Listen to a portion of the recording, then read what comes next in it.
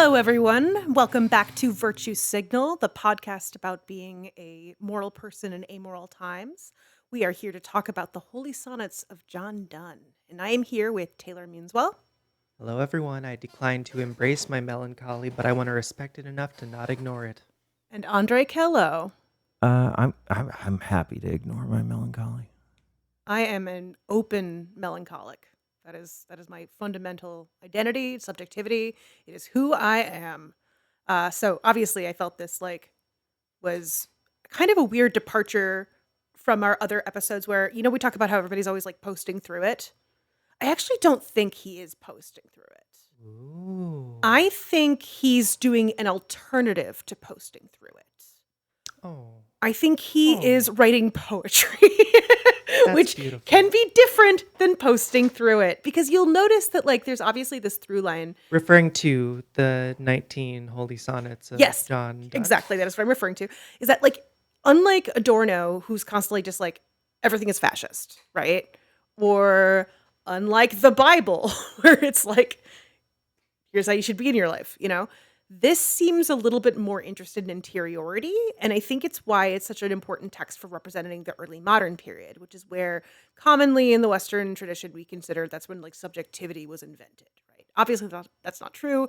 People have been having subjectivity for a very long time, but this is sort of the theater of inquiry, the philosophy of inquiry when it comes to art making, and he's really doing that. This is like that Harold Bloom thing, right? The idea that Unfortunately, yeah. that our idea of what a human being is doesn't come from Freud, but instead comes from Elizabethan and Jacobean England. Yes, and the thing is, I hate Harold Bloom. I do, but the theater history and art history that I learned comes from that, so I'm necessarily imbricated in that tradition. So even if it's not true, because I don't think it is true, I think it's true and isn't. I think it's false to say that subjectivity and how we understand interiority and personhood was invented in the early modern period. I do think that's how the Western canon has taken up subjectivity as an identity and field for discourse. But I think it's way more complicated than that. And I think it extends farther than that. Do you think that these poems are evidence of a contemporary attitude towards subjectivity? I think not contemporary our contemporary, but because we live in an apocalyptic sort of timeline. But I think it's contemporary insofar as it was in the 90s, in the early 2000s even. It was sort of split subjectivity, the other as self as the other. We're using art to sort of make sense of the things that are being done to us by our government, by our globalization, by the oppression we're experiencing under late capitalism. So yeah, I think it's remarkably, I don't even think it's prescient because I think he's not interested in being prescient. So I don't want to be oh yeah, he was trying to connect with us. He doesn't give a shit about us. John Donne was not I don't care what Eleanor Russell thinks in 2005. But it does have a saliency that, was really important for a really long time. He was deeply invested in the project of the church. Yeah, the church. That's a 1,000-year project. Whose church, though? That's the theme. Well, whether or not it's the Catholics or the Protestants, right? Whether it's the Church of England or the recusants. Mm-hmm. He comes from a family of recusants. Can you talk about that? Well, Catholics in England. Catholics be like. There's a lot of conspiracy theories and fan theories and people having fun talking about late 16th century, early 17th century English artists and whether or not they were secretly Catholic.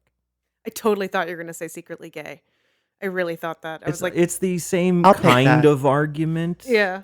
Right? Arguments about Shakespeare being secretly gay. I mean, there's Oscar Wilde essays about Shakespeare being secretly gay. Or Shakespeare's sister, And then there's exactly the same articles written by other people, but they replace gay with Catholic. It's the same stuff. He's always in a closet, except instead of in the closet, he's in a closet worshiping, yeah. The Virgin Mary. Yeah. He's in a closet full of papal robes. Mm-hmm. Yeah. I think He's dressing in them. He's wearing them. there was a lot of secret Catholicism happening, but I think that they were probably good enough at it, and it was good enough. It was long enough in the past that we probably don't have a way to investigate people who were alive in the 1590s. Mm-hmm. I can tell. You You can can al- always can tell. always you tell. can always tell. Mm-hmm. Yeah. Mhm. You put whatever you want on your little official documents, okay? In 10,000 years, when archaeologists dig up your bones, they're going to be able to tell by the shape of your pelvis. Mm-hmm. Whether you were Catholic. Mhm. Mm-hmm. Mhm, Yeah. yeah. It's It's so just, true. it's basic It's biology. biology. It's science. Look, I don't care, whether people are honest about whether they're Catholics. I just don't want them, swimming in my swimming pool. Is cat investigation kind of like another immortal science? Like we were talking about last episode, about the immortal science of Marxism and how Lenin is the only. I was like, oh, I get what you're saying. It's like a method. Like, Well, no, here's what's because going it's on. like it's the only time in history where the question is, are you Catholic and not are you Catholic enough? Mm. Right? I saw something interesting the other day about like the difference between Catholicism and Protestantism, where it was like in Protestantism, uh, pleasure is bad, but in Catholicism, suffering is good. And I was like, oh, okay, that makes sense. Mm. I get it. Well, Max Weber and the whole thing about the Protestant work ethic, he valorizes suffering too. And, generally speaking, Christians have a whole thing about how suffering is like Mhm. being like Jesus. Mm-hmm. So I think you can really call any Christian like somebody who thinks suffering is good. Yeah. There are definitely, especially now, plenty of pro-sex Christians. Mm-hmm. I'm a Christian. I think sex is good. Mm-hmm. I think that generally speaking, Baby, you're not like when we talk about Christians in the United States, like as like voting blocks, and demographics, you're not necessarily what I would think of as like. oh sure, I'm not a David Duke type. Yeah, that's fair.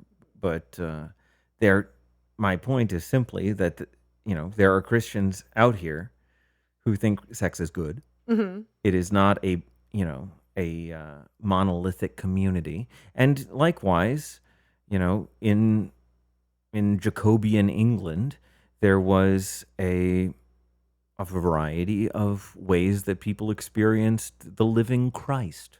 Yeah. Also, what's really interesting about this period of time, the 1590s, early 1600s, is we have these institutionalized religions that people are participating in all over the world and all over Europe. And they're like the idea of like a nationalized religion, but people are also still like fucking pagan as hell. So they're still like doing witch shit. They're still like casting spells. They're still like, the idea of the devil, like one thing about like in Marlowe and Mephistopheles is like Mephistopheles is a devil. He's not Lucifer. He's just like a guy who's a devil who lives in the woods and can come fuck with your shit. So there's this very like eclectic, syncretic understanding of religion where it makes actually the idea of being a closeted Catholic actually not that much of a. I mean, it would be a disruptive lifestyle, but not actually as big of a deal as it would be in any other sort of essentialized culture. In Hamnet, we get a sense that Anne Hathaway, the wife of Shakespeare, is being sold to us as a sort of druid type. Yeah, I turned that movie off. I just thought it was too cynical for words. I couldn't do it. I got to the end. Yeah. I did not like it, but I got to the end. Yeah, I think Jessie Buckley's an extraordinary actress. I think she was better in The Bride. Yeah. Yeah. What she was good in was I'm thinking of Ending Things. I'm Thinking of Ending Things is amazing. I love that entire movie to death. I love it. And she's great in that. Yeah. But yeah, no, so I think I like thinking about these poems in relationship to the early modern period as this like world of science and ideas, and we're like really like funded and cared. Like the idea that you can be an artist and a poet and that having like institutional power is crazy to me. And yet that was like normal. That was part of like his deal. And I just think that's really cool. Yes, he was the dean of St. Paul Cathedral. Mm-hmm. It was personally encouraged to pursue a life in the clergy by King James. Mhm. They were real tight, I think is fair to say. Big fan. Yeah. King James thought John Donne was just doing it. He's out there, done it. Yeah. Yeah, that's right. Tay, what did you think about these poems? Did you like them? Did you hate them? Was there one that stood out to you? Were there several that stood out to you? What do you think? Thank you. I'm glad you asked. I was struck by I don't have as articulate and well hewn perception of this as you do, but the early modernity of it stood out to me. Kind of almost like, because one of the first things that happens in modernity, right, is that we reach backwards immediately, like Yeah, yeah, romanticism, etc. yeah. We're like, oh, we gotta be like the Greeks now. Right, Yeah. a time before all these machines came in, and they're talking about like I know. The hinges on a door. right shutters on their I windows. love the idea of being a Luddite for hinges. That's amazing. Well, Moving a big rock was good enough for Jesus. So I was struck by that. I was struck by the beauty of it. Yes, I. Dear listener, I'm going to respect you enough to just come out and say it. As somebody who occasionally asks God why they're so gay, I found resonance in these poems. Wait, why you asking God, why am I Why am I so damn gay? Oh, yeah. To the point where it makes my life harder. Mm. And while that's not a daily dialogue I have with myself, it happens once a moon or so. And see, mine is, why, God, am I so correct? Why? Why me? Why? And yet no one believes me. Now, you see, Martin Luther had that problem. See, and I fucking get it, Marty. Like, I 100% understand. Marty, come on the pod. Come on the pod. Love to chat. Please. We could do the 99 Theses. In this economy? 99? I don't know. Okay. I think I love that. Today it would be $1.50 thesis. 100%. I think, yeah, there's a kind of, a theme that we've been covering this entire podcast, which is this like abject vulnerability that's like being thrust to the surface by these writers. And with him, Andre and I were trying to figure this out. Like, you think he's a gay guy for Jesus? Oh, goodness. I think that this was early enough in modernity that we hadn't yet come across the idea of there being a difference between doing and being gay. I think that there is a lot of trepidation in this young man's heart. What's that Italian word again that the Pope used? Roquicane. That's my favorite word. I want oh, it's so good. Every time you say it, it makes me happy. I want you saying that to be my ringtone. There's some of that going on, and perhaps a historical legacy of such things going on. It's not for me to say, but the physical world for John Donne is one of sin and temptation, right? He's not the first to come up with this, but he really emphasizes like, why can't I just be free of these pesky evils that haunt me here in this physical world? My favorite, like most Dennis Cooper kind of line in it was, "Batter my heart, three-personed God, for you as yet but knock, breathe, shine, and seek to mend." Like, it's the idea of being like, all right, three-person God, let's fucking go, man. There's a couple of lines that give like, spank me daddy. Exactly. Now that line in particular has been popular with people for a long time. It's beautiful. It's great. It's 19 sonnets, so it's not a huge amount of text. A sonnet is 14 lines long, and so if he adds a couplet to the end of many of his.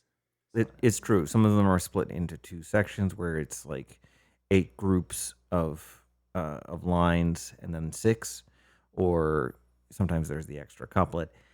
The part about the 3-part God is specifically referenced by Oppenheimer when he was describing in his personal correspondence why he named it the Trinity site where the first nuclear blast happened. Isn't he Jewish? Oppenheimer? Yeah. Yeah. Okay, so just wondering. But he was also not Hindu, and he also famously quoted the Bhagavad Gita. Yeah, that's true. Thing about He Robert listened to our Oppenheimer, podcast. He's having fun. obviously. He's out there having a good time. this is a guy who is smart, Mhm. so he has read books. Mhm. Actually, every book that we're doing on the show has been personally recommended by J. Robert Oppenheimer. Mhm. That's why we're doing Dennis Cooper later on. Yeah, you know. exactly. Yeah.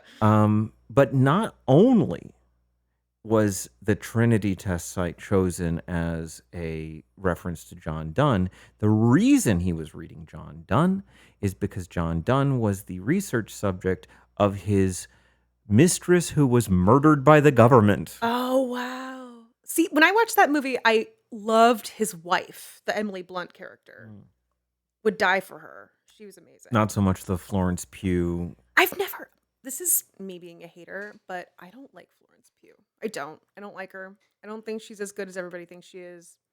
Not a Listeners, comment down below if Andre and Eleanor should have their own movie podcast. fan. Where we just talk about shit that Taylor doesn't know anything about. Yeah. Okay, so but yeah, actually it's good that you bring up Oppenheimer because again, the thing that's so cool about the early modern period is that we have this we're just starting to delineate between domains of art and science. We're just starting to think like chemistry is maybe different from astronomy, or maybe poetry is different from theater. There's this we're starting to figure that out, but it's still pretty fluid. And I think that's really exciting. And I get like jazzed every time I read it. Um, And so, what would you say these sonnets are in between? Or I think haven't- they remind me a lot of theater. They remind me a lot of like direct address. Like here's this guy talking. He'll start a poem with like father, and I'm like, okay, Arthur Miller. Like let's go. He Like, does like to be kind of conversational, yeah, Um, in a way that's different from Kierkegaard, I think. yeah, no, I see him as more of a Tupac kind of a guy. Yeah, He's Lauryn Hill too. he's contradictory, he is engaged in paradoxes, and he has this conversational style. All of these things make him a Tupac style guy. Mm-hmm. Mm-hmm. Although I don't know that Tupac was ever actually a big fan of John Donne. He was busy, with the I mean, he's a revolution. smart guy. He's well educated. He's got a lot of references. But the thing is that you do see references to these specific poems everywhere. Yeah, yeah. Different lines from them, and But that's I think in part the reason that it's so recognizable and quoted all the time. I think it's part of its conversational quality. I think that people are drawn to that. I'd like to read a little part here. Okay. That is not from the Holy Sonnets, but is from a different thing that he wrote. Okay. All right. This is part 17. Nunc lento sonitu dicunt murieres. Now this bell tolling softly for another says to me, thou must die. Perchance he for whom this bell tolls may be so ill as that he knows not it tolls for him. And perchance I may think myself so much better than I am, as that they who are about me and see my state may have caused it to toll for me, and I know not that. The Church is Catholic, universal, so are all her actions. All that she does belongs to all. When she baptizes a child, that action concerns me, for that child is thereby connected to that body, which is my head too, and ingrafted into that body whereof I am a member. And when she buries a man, that action concerns me. All mankind is of one author and is one volume. When one man dies, one chapter is not torn out of the book, but translated into a better language. And every chapter must be so translated. God employs several translators. Some pieces are translated by age, some by sickness, some by war, some by justice, but God's hand is in every translation, and his hand shall bind up all our scattered leaves again for that library where every book shall lie open to one another. As therefore the bell that rings to a sermon calls not upon the preacher only, but upon the congregation to come, so this bell calls us all. But how much more me, who am brought so near the door by this sickness? There was a contention as far as a suit, in which both piety and dignity, religion and estimation were mingled, which of the religious orders should ring to prayers first in the morning. And it was determined that they should ring first that rose earliest. If we understand aright the dignity of this bell that tolls for our evening prayer, we would be glad to make it ours by rising early in that application, that it might be ours as well as his, whose indeed it is. The bell doth toll for him that think it doth, and though it intermit again, yet from that minute that occasion wrought upon him, he is united to God. Who casts not up his eye to the sun when it rises? But who takes off his eye from a comet when that breaks out? Who bends not his ear to any bell which upon any occasion rings? But who can remove it from that bell which is passing a piece of himself out of this world? No man is an island, entire of itself.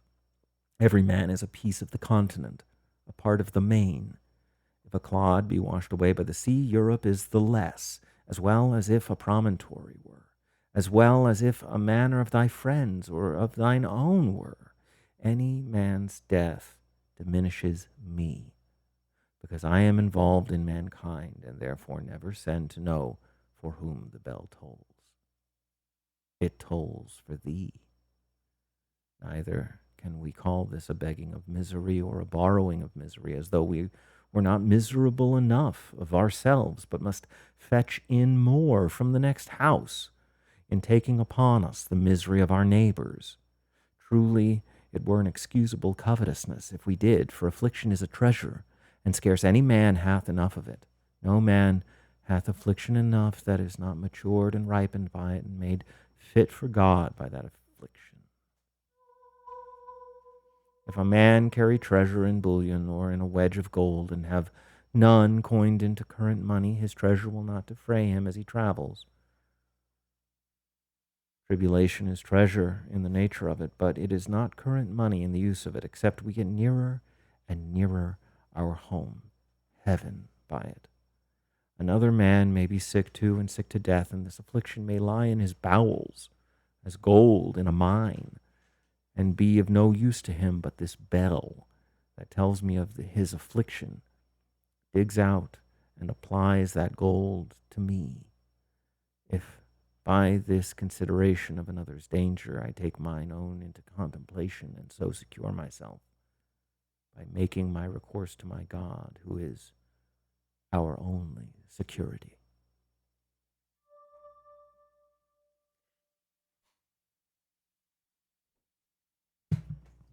So Taylor and I have smoked several cigarettes in the period that you were reading that. We have had many heart-to-hearts. Yeah. It's a long piece, but I thought that it was interesting because it's so much specifically about sound. Yeah, I think what it reminded me listening to it was, Ooh, it's audio-centric instead of ocular-centric. yes, the way that sound occurs as a Catholic like call to duty. Like you hear the sound of the bell, much like you hear about someone dying, and that incites a sense of obligation in you and an action you have to perform. And that is the heart of Catholicism, in that it is that there is a one sovereign God, and it's all uniting all of us. And the Catholic in like the lower C sense of the word, right? Which he's really calling attention to. So I appreciate that as a addendum, sort of hadith to these poems. I think that was useful. It did make me think about, I've been trying to make this joke. I tried to make it earlier about like, for whom does the bell toll? It tolls for thee. And I was like, you're asking a lot of questions about the bell tolling that my shirt already answers. I don't know. I don't know how to phrase it to make it make sense. But anyway, just wanted to bring that up. I also wanted to call attention to, there's this like a bell, celestial heavenly spheres he's really interested in. So I want to read something about the spheres. I'll read the whole thing, but there's really only one mention of the word, but it's important. Okay. This is 5. I'm a little world made cunningly of elements and an angelic sprite, but black sin hath betrayed to endless night my world's both parts, and oh, both parts must die. You which beyond that heaven which was most high have found new spheres, and of new land can write.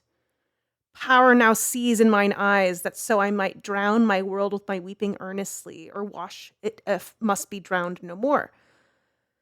But oh, it must be burnt. Alas, the fire of lust and envy have burnt it heretofore, and made it fouler. Let their flames retire, and burn me, O Lord, with a fiery zeal of thee in thy house, which doth in eating heal. So he's saying, have found new spheres, which can mean both just like new realms, new areas, right? But I also think Right, in the sense of like your sphere of influence, exactly your sphere of knowledge. domains, right? But I also think he has a consistent interest in spheres as a shape, because this is a thing, to go back to Taylor's point about how in the early modern period we're interested in calling back to like a fantastical past of what are called celestial spheres, which are it's like a Copernicus thing, Ptolemy, and here I'll read from the Wikipedia what they are. But they're the fundamental entities of the cosmological models developed by Plato, Aristotle, and all these guys. In these celestial models, the apparent motions of the fixed stars and planets are accounted for by treating them as embedded in rotating spheres made of an ethereal, transparent fifth element, quintessence, like gems set in orbs. Since it was believed that the fixed stars were unchanging in their positions relative to one another, it was argued they must be on the surface of a single starry sphere.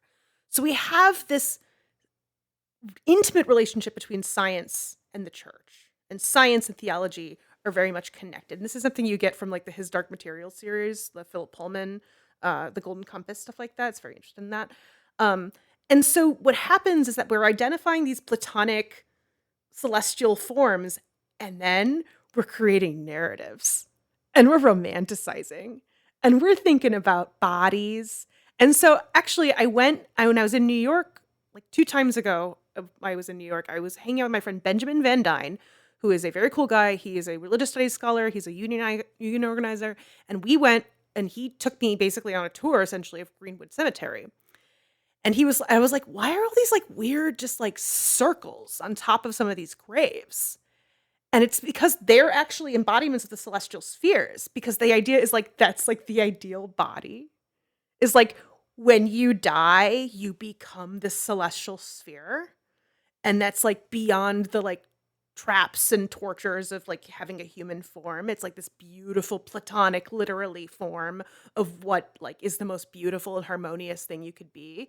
So it's super Greek, but it's also super Catholic in the sense that it's like you're not your body, you're actually beyond such a thing. And so it's this perfect like intermingling of like the Greek sort of science fetish with the dealings of the Catholic Church and the stories the Catholic Church are trying to tell about itself. So I'm really interested in how his work sort of historically evinces those connections, like as aesthetic works. It reminds me in that sense of the Tao Te Ching, where it's very much all this stuff is imbricated and happening at the same time. It's very much like, how does this tell us a story about a particular historical period as much as it is a programmatic philosophy of life. Yeah, that's all I had to say about that. Well, and what is it that separates him from the sphere, right? According to sonnet number 5, we have envy and lust, black sin, right? There's something about this guy that he cannot seem to help Yeah. that is separating him from this world of ideal forms, from the divine, Yeah.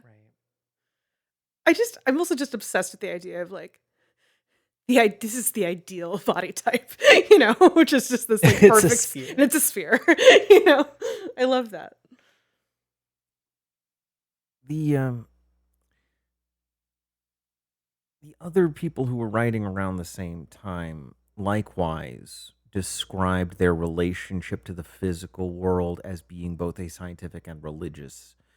And this is why John Donne is known as chief among the metaphysical poets. right? Because his approach is a kind of he's trying to understand the world and the universe in the context of his religious faith. Mhm. And so, like, using what he knows about religion to make sense of things like what is the sun, what is the sky, what is the ground, and all of this stuff. And we see this bit about quintessence also in Shakespeare, in Hamlet, talking about paragon of animals, right? But what is this quintessence of dust?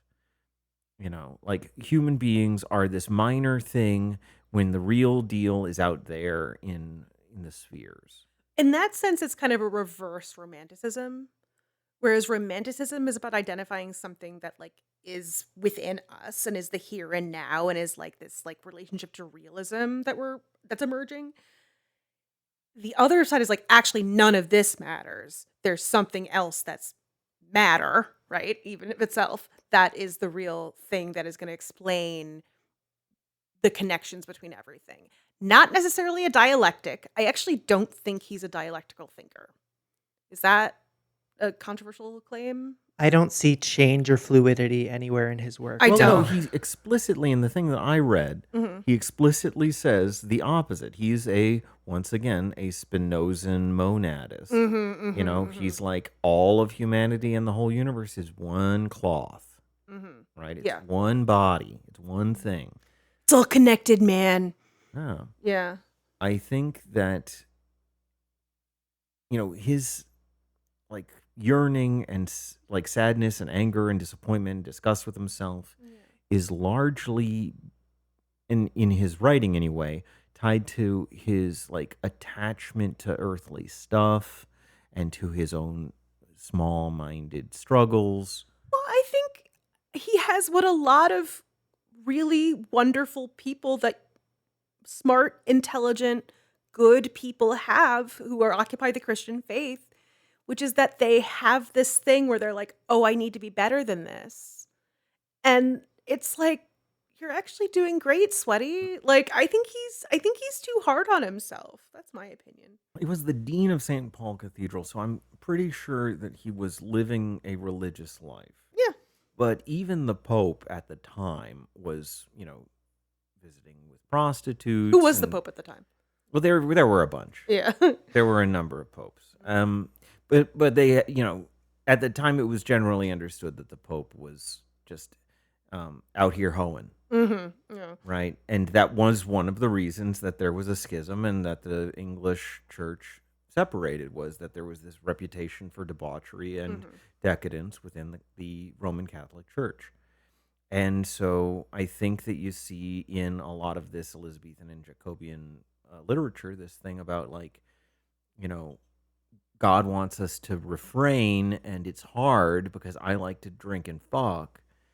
And you see this with John Donne, right? He's complaining that he's not strong enough to be God's man, right? Like Sheryl Crow or like Boy Genius. Yeah. Oh, definitely participating in a also Perfume Genius.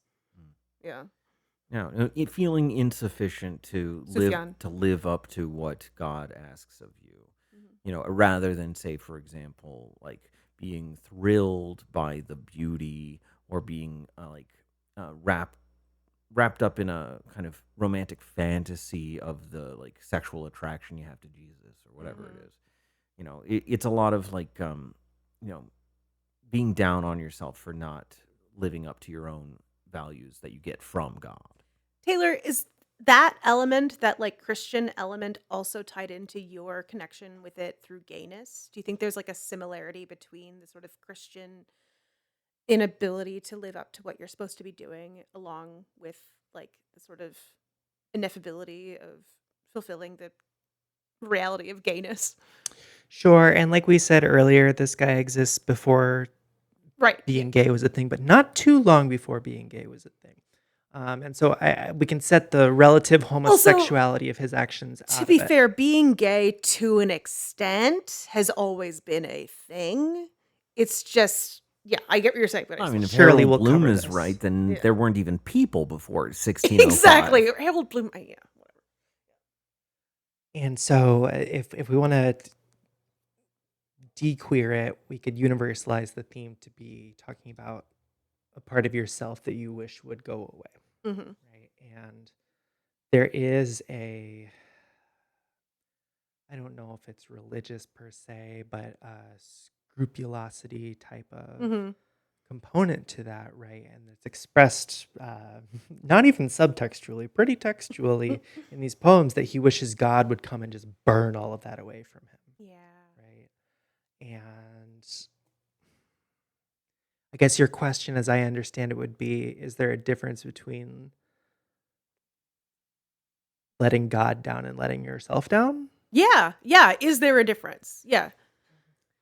Experientially, I don't think so. I think the feelings are there the same Mm-hmm. regardless. What it actually is, that's above my pay grade. Mm-hmm. I think there's a kind of, do you think that there's hope here? I think this is one of them. I Yeah. don't think there is, well, it's more hopeful than for perhaps Adorno. But I think there's a kind of radical refusal to do better. You know? Everything okay? Yeah. And a more like, I'm owed this relationship and I'm doing everything I can to get it. Why isn't it happening for me? You know? And I really, but also still second guessing yourself. Like, did I do everything I was supposed to do? Like, I don't, there's a kind of, this is like the third time I brought this up this whole podcast, but like, it's a kind of, are you there, God, it's me, Margaret element, where it's like, I am trying, I'm doing the things you told me to do, God. I love your ass. Can you please, like, give me something to hold on to because I'm working my ass off, you know? I think that also John Donne does have a habit of sort of conflating how he feels about women with how he feels about God. Many such cases. And so, like, the sadness and disappointment that he has about, like, romantic relationships going sour is in these sonnets, Mhm. the same as because it's always just like, this thing that's outside of me is great. I suck. And Mhm. the reason that I don't get to enjoy this thing that's outside of me is because I spoiled it with my bullshit. It's the Zach Braffness of it for me, you know? Can I read the end of number 17? Sure. All right.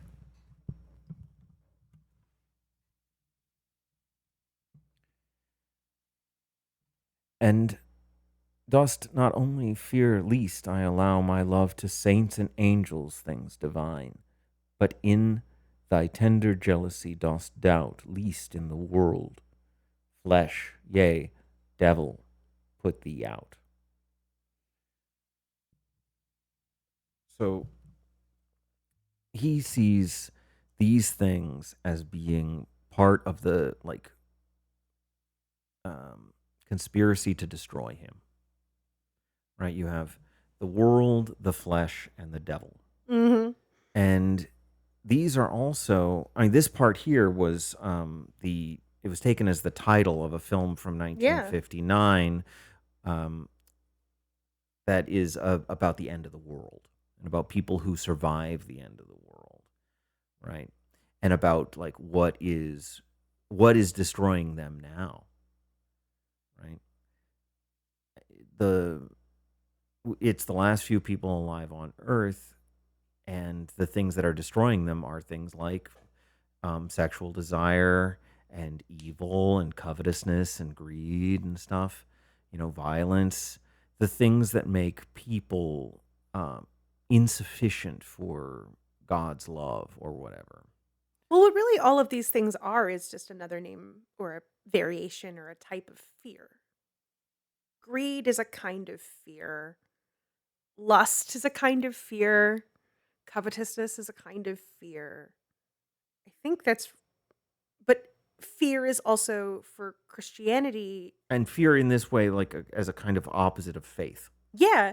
But fear, as it's articulated in like Christian discourse, is like a holy office. It's like you should fear. You should fear God. You should tremble before God. But that's a different understanding of fear, I think. But I'd like to A spend fear some that's time, sort of like a respect for the power and authority of. as opposed to just like abject terror. right? A fear that causes you to kneel and supplicate yourself. Yeah, and I've always struggled with that actually, with what is the fear as a meaning for respect and fear as like a reason to not do anything. It's like I actually my hot one of my hottest takes actually that I get pushed back on is I don't think laziness is real. I don't think laziness exists. I think only cowardice exists. I don't think that people are actually lazy. I think they're either not getting their needs met or they're cowardly. You know? That's my take. Hmm. Now, cowardly in the face of death is understandable, Mhm. right? And a lot of I know I would fold immediately. what these poems is about is largely like not being afraid of death. Mhm. Like the most famous one, the one that everybody knows, Death Death Be be not Not proud. Proud. Yeah.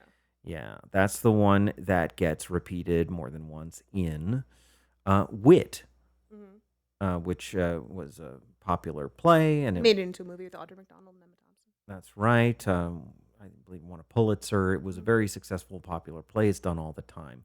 Uh, the woman who wrote the play,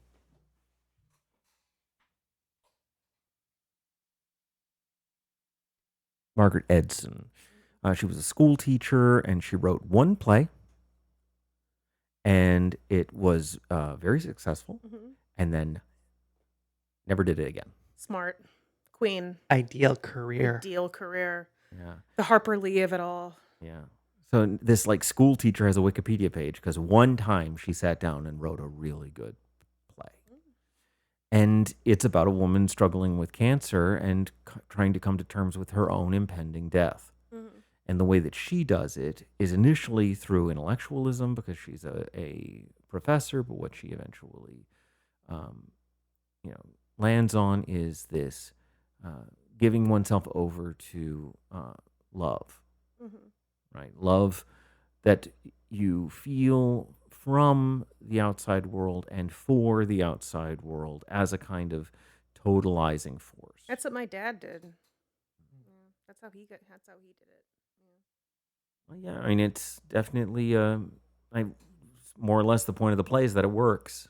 What happened is that he seemed to like with his relationship to my mom, as my mom would be falling apart, and then she'd come into the room and he would act the way that like they were both like 20 somethings again. He would say like, "Hello, pretty girl," and he would like talk to her like they were like teenagers when he was dying. And it was like that was his like, okay, if love is the method, if love is the way to get through this, then I'm just gonna. When was the time I was like most in love with you? Or not the most in love with you, but like I realized that I was like in love with you, and like finding that location and occupying that as a way to sort of buoy you through your death. I mean, yeah, there's a reason it's a tradition. It sounds more pleasant than ruing and defying the inevitable until Right, which your is last breath. totally what I'm gonna do. 100%. I'm gonna be pissed. I don't think that there are any consequences to like being bad at dying, Mm, right? Like maybe there are consequences to the people around you, mhm. but if you're dead, you can't pay any consequences. Mm, And something that I noticed about this is that he talks about the devil, but he doesn't talk about hell. mm. You know, Which is he very pagan. he talks about there being this like beautiful thing outside of himself that he's also a part of, and he talks about the love of God and heaven, which is his home, and all of these things. But he doesn't say that the thing about sin is that you go to hell. He says that the thing about sin is that it means that you didn't do a good job loving God. Well, he's Mhm. concerned with legacy, is what he is. I think we're at a point in human history, and we have been for a long time at this point, where we're concerned about the record that's going to endure after we die. Like, what are people going to remember about my life?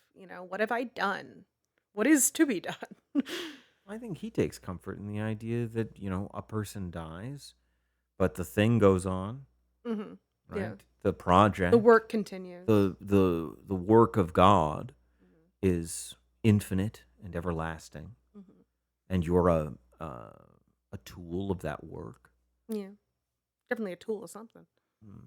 hmm John Donne said, "Don't mourn, organize." Yeah. Yeah, I feel like I'm actually a soundboard. Mhm. I'm not actually a real person, dear listener. There's just two buttons, one that says, "Oh, this reminds me of Marx," and then the other one says, "Oh, this reminds me of Christian Universalism." We're pressing the latter button at the moment. I think that you bring up a really great point about the absence of a hell, right? And in fact, the only time fire is mentioned, it has a redemptive quality to it, Mhm. right? It bridges the gap between him and the sphere he ideally Well, wants the, to the be. the structure of the celestial spheres, the way it works is that you have the Earth at the center of. Think of it like a rubber band ball, right?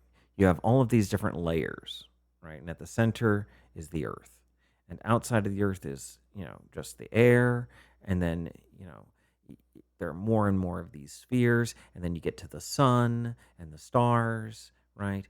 And they believed that behind the sun was a realm of fire, and that was why the sky was bright. And that what happens at night is that there's this thing that comes in and it blocks that, and it has little holes in it, and you can see through. You see the stars as just pins of the fire coming through.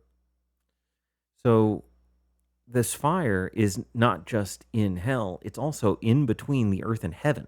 But that's goes to, I think, the way that you were saying, Taylor, about like the fire element is like interacting and making a transformation occur. Shout out to Deborah Harkness, Discovery of Witches. This is a very like a society that is interested in alchemy as a bridging between the Mm. supernatural and the scientific method. And I think this is why his poetry is, I think it endures not just because of its beauty, but because of its like it's such a relic of its time. It's such not it's a redolent of its time. It's not really a relic. It's redolent of its time, and it really explores those ideas really sort of liberally, I think. 1509, you could call yourself an alchemist and nobody would bat an eye. Oh yeah. No, not a Right? problem. They'd be John like, "Oh, Dee. hey, Yeah. actually, can you help me Yeah. with my Or prescription?" they'd be like, if you're a woman, they would call you a cunning woman, which was another name for a witch. Mhm. But yeah, yeah, it, it's it's fascinating stuff. It's like, so like liberal arts to me, you know. It's so like this is what the liberal arts like wants to be, this lateralizing of domains of experience, of knowledge and inquiry. Well, what it highlights to me is this thing about authority and knowledge. You know, the monarch, especially a monarch who newly possesses the throne of God, like the English monarch at the end of the 16th century, for example, you know, you expect somebody who is appointed by God to rule over you and be the head of the church to know things, like to be correct about important stuff, right? Papal infallibility is Mm. partly so that you can have a chain of command, but it's partly to make sense of the whole idea that if this person derives their authority from God, then how are they so fucking stupid? Yeah. And the answer is, well, this information didn't belong to the human race until they worked it out over the course of hundreds or thousands of years through the Right. scientific Well, method. that's why they fucking crucified Galileo. Is because he was like, well, what if actually this information that I have arrived at through the patronage of the Catholic Church, but also through my own, literally my own senses, the senses theorizing themselves, right? In a Marxian Fred Moten way. How do I reconcile the reality of what I've discovered with the reality of my economic situation? Which is why Brecht was drawn to that story and wrote that play. Yeah, I think the thing that makes the early modern period so interesting is precisely the thing that made it tragic and fall apart in a way is that the center cannot hold. You cannot behave that way in mixing these domains of experience if you also are interested in capital and expanding your nation state. You can't have both. You can either have a flourishing intellectual community and archive at the expense of nationalizing a national project, or you can't. I mean, they could do it to an extent, and there was a lot of like intermingling in terms of like the growing of the nation state with relationship to how scholars were like sort of dispersing and traveling around the world to sort of spread their knowledge. But capital becomes a real problem We to see that. this today, Does that don't make we? sense? Yeah. I think so. I think it's not so much that the development of a nation and of industry requires, it's more about which intellectuals rather Yes. than the presence or absence of intellectualism in the society, right? You can't have these little fucking fruits. There's this one line in here. Hold on. You can't have these little fruits running around here making potions and shit. You got to figure out the science behind, pasteurization and stuff like that. Mhm. It was the only line in the whole sonnet that I underlined. And it was like,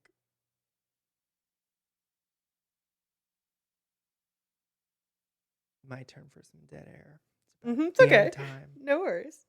About damn time. About damn time. Lizzo would be an important member, I think, of the intellectual community in the early modern period. Mourn with some fruit. That's all I highlighted. Number Pretty 3. good. O might whose sighs and tears return again into my breast and eyes, which I have spent, that I might in this holy discontent mourn with some fruit, as I have mourned in vain in mine idolatry that shows of rain. That's really good. I love that. It's like, okay, so, sir, what are you telling me to do? To, like, Well, this is a thing that was in what I read that also, which is that he believes that mourning makes you a better person, mhm. right? Fruit here refers to like a product of a fruitful process. Mhm. I literally thought it was like, I'm sad, do you have some grapes? I thought it was like, I'm sad. Do you have any gay guys? And so I took the mic, but I don't actually No, have no. I anything. think also there's like the kind of thing about fruit where like yes, it's fecund. It emerges and is the fruit of a productive experience or process, but also eventually withers and dies. And that's actually a very common alchemical image. Now, here's a question for you. Mhm. The gap between alchemy and science. I got back All of to this I the get from tip a I was very on. popular fiction series called called Discovery of Witches that is written by an actual historian, and it is very rigorous and good, but still fictional, and that's all I know. How many graduate degrees in history do you have to get before you actually do learn a little history? Watch me. Oh, all right. Quick, what was the result of the French Revolution? Too soon to say. I'm Beyonce, Egalite, Fraternite. my question for you. You speak about the development of the nation and the development of capital biasing you towards one set of intellectuals versus the other. Is that how the processes of the disciplines, is that how they became separate? Was it according to their profitability being Girl, I don't being out know. of them? Probably that's an intellectual historian project that I don't know that much about. My whole background is theater history and performance studies. And so everything I know about history is in service to understanding how theater was like involved in that and how theater sort of stages whatever historical tendencies we're interested in that will come in the future. So I actually don't really know that much about that, unfortunately. I of course it is profitability. Of course it is what serves whatever whims of the king that he likes. Yeah. Elizabeth was all about certain shit because she just liked it and thought like fireworks were fun. You know, like it's some of it comes down to just very petty individual shit that rich people like. I think that during the end of the 16th and the beginning of the 17th century, there is a dedicated English nationalist project happening, right? And that these writers that we're talking about, like Shakespeare and like John Donne and and Milton and Marlowe and all these people, like Ben Jonson. Ben Jonson, they're all participating in this nationalist project. And the culmination of this nationalist project, as far as the arts goes, is the King James Bible. Yes.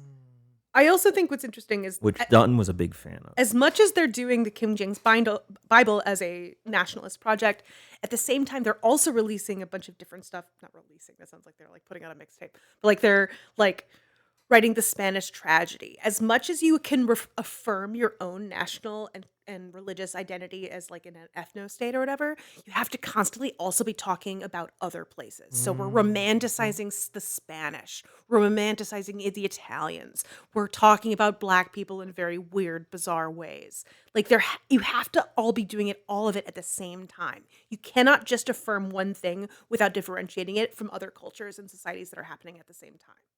In this way, the Occident is dependent upon the Orient. Exactly. And nationalism, you can't just spend your whole time Deutschland, Deutschland über alles. You have to also be romanticizing / demonizing other places at the same time. Now, that's very different from the way John Donne talked about human life on Earth in relation to God. Mm-hmm. He very much said we are one body, Mm-hmm. right? And he talked No about man the is Earth equal, as yeah. being in the context of the celestial spheres, and therefore nothing that happens on Earth actually counts, right? The real life of a human begins after they are called home Mm-hmm. to heaven, where they can live their eternal life, which is the one that counts. Yeah. I think about this. I was talking to Andre about this the other day. But like my grandma had this thing like, so I was kind of a coward before she died and like didn't call her really that much and was just sort of like not wanting to deal with it. I was like in my early 20s. I was just not being very mature and cool about it. And she was like, I remember talking to her. I was like, hey, I'm sorry. I haven't like talked to you well. She's like, oh, it's okay. We're all going to be in heaven. Like that was her whole thing. She's like, we'll be in heaven. Like none of this shit matters, you know? And The vast majority of people in the English-speaking world since the invention of the English language after the Battle of Hastings have been Christians who believed this. yeah, her whole thing was It's just weird like that we don't believe. none of this matters. She's like, yeah, whatever. She'll be like annoyed with you for a second, but she's like, yeah, we're all just gonna be hanging out in heaven. It's fine. And I was like, I wish I could have that attitude, you know? Well, it's Yeah. one of the things that makes it useful for over the course of thousands of years for so many talented and creative writers to spend their time trying to make sense of the weird and contradictory logic of the Bible. Yeah. Right? Like, oh, if you ask for forgiveness and accept Jesus Christ as your personal Lord and Savior, then you can be forgiven for anything, which means that there is nothing that you can do on earth that is beyond the grace of God. But also, And another thing. there's a ton of rules about how you have to live your life, and if you do any of them wrong, not only will we kill you, you'll go to hell. Mm-hmm. Yeah. Right. So, I think that the inherent contradiction there, much like the inherent contradictions of capitalism, right, is constantly driving the people who are attempting to defend it to find more and more poetic ways to say things that don't make any sense at all. And then as a result of that, your propaganda and your rhetoric kind of gets a little bit crazy. Because like you look at like Hieronymus Bosch, right?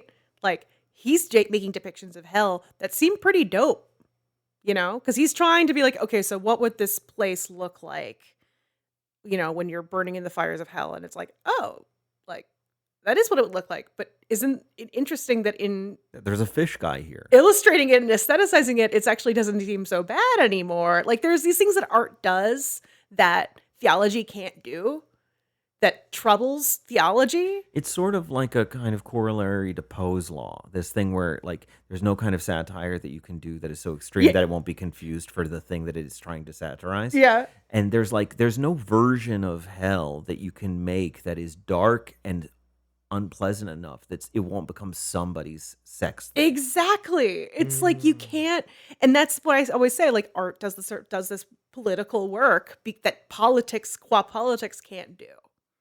In that sense, yeah.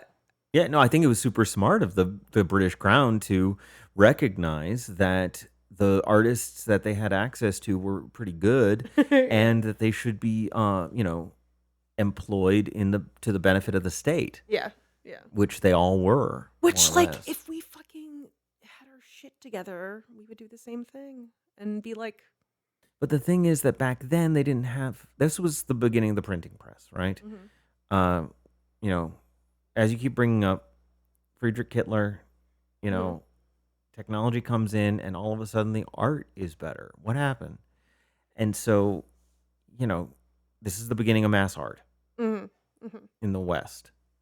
This is the people are printing stuff and they're distributing it, and suddenly a thing that was a live performance for a couple of hundred people is now something that can be distributed for hundreds of years to millions of people. But then also at the same time as mass art throughout the next several hundred years proliferates, we start fetishizing non-mass art. And so we're doing like closet dramas and like little theater, and we're performing for our friends, and we're doing Victorian shit where we're wearing masks and doing exquisite corpse, you know.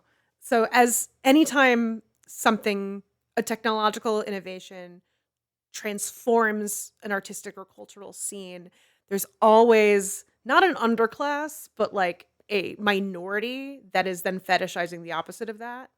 We do live in a very different world now from the one at the time, though. Like, it was so expensive and difficult to print things because the technology was so primitive that if you didn't have the support of the king or of some other wealthy benefactor, then you simply couldn't participate in mass art. Mhm. Meanwhile, we have a podcast that we're recording in our house that we are sending out to hundreds of people.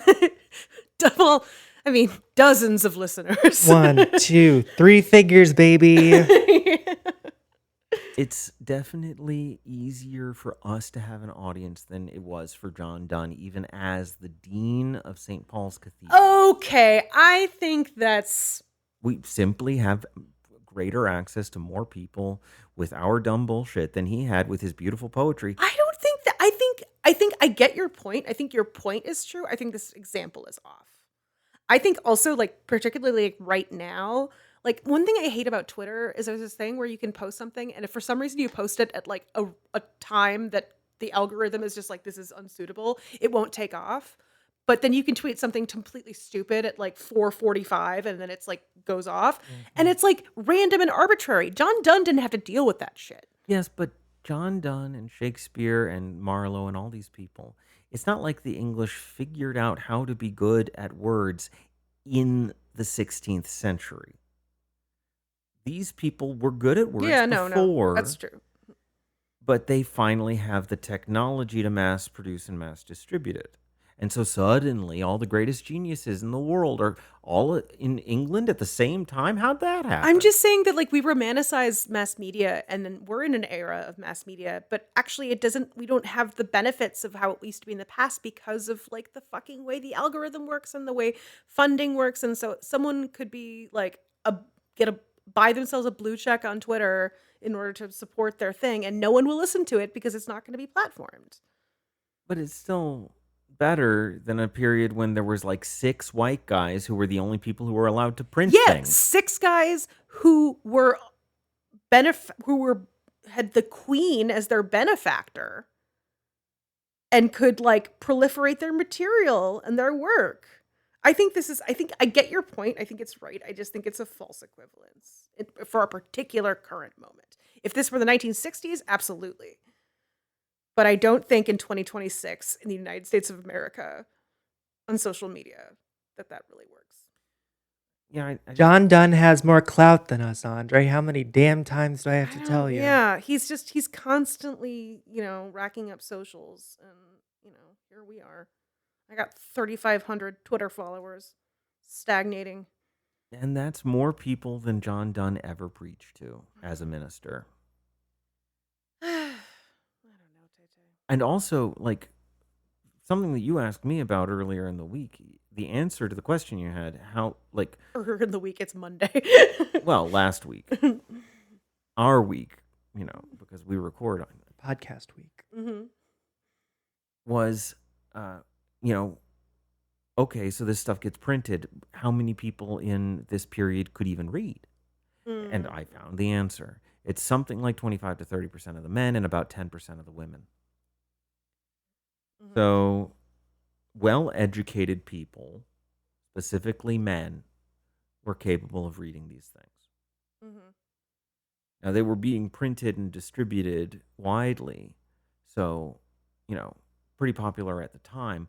But more than half of the men and almost all of the women would have had to, if they were going to enjoy this, they would have had to had somebody read it to them, or they would have had to have had somebody, like either visit John Donne giving a sermon at St. Paul's Cathedral, or some other person who was simply repeating John Donne's sermon. See, this is why 100%, if I were alive in those times, it wouldn't have gone down like that. No, I mean, I would have gotten myself to a nunnery.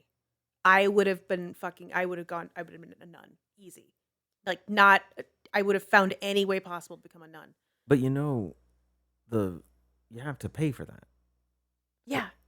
So you got to have somebody who's Well, willing to pay. It depends. Sometimes, I mean, if you're an orphan and they just like foist you onto somebody, sometimes Yeah, but the it nunnery works still out. has to be monetarily, they have to be supported by somebody, because the nuns don't make any money. Yeah. These nuns are broke. These nuns. You can go anybody. Yeah, I mean, I think I could figure it out. There's a lot of stories of like, You're gonna get out there and hustle. I'm gonna hustle to become a nun. Yeah. Mhm. Be like Mhm. Roswitha. Mm. Andre, do you think there's like a contemporary poet that John Donne reminds you of? Lin-Manuel Miranda. Oh, end the show. End the podcast right there. That's perfect. And never make another episode. Burn the building down. Burn the building down. Hey, I got a gun with 3 bullets, guys. Are we still rolling? I love the idea. I saw a joke the other day that was like, botch my murder suicide by killing myself first. Which is totally the type of thing I would do. You'd get the procedure wrong. I would fuck it up. You'd have the to-do list and it would be out of order. Yeah. Just kidding, gang. I embraced the melancholy. And we'll see you next week.